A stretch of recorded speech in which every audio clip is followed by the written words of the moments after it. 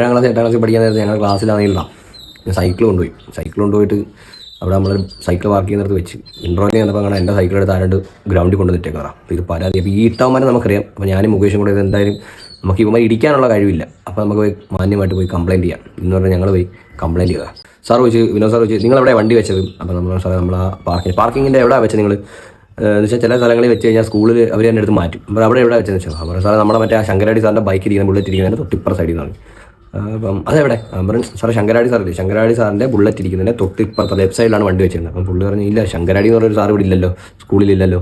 അപ്പം മുകേശ്വറിൻ്റെ നിയമിക്കും.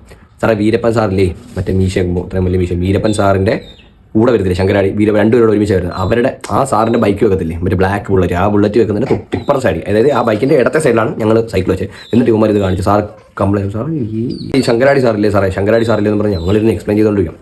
സൂക്ഷം പോലെ ഞങ്ങളിങ്ങനെ പറഞ്ഞുകൊണ്ടിരുന്നപ്പോൾ കാണാം ശങ്കരാടി സാർ കയറി വന്നു. അപ്പോൾ മുകേഷ് സാധാരണ ഇതാ ഞങ്ങൾ പറഞ്ഞ ശങ്കരാടി സാർ എന്ന് പറഞ്ഞു. ഇത് രാധാകൃഷ്ണൻ സാറല്ലേ? അപ്പോൾ ഇതാണ് രാധാകൃഷ്ണൻ സാർ.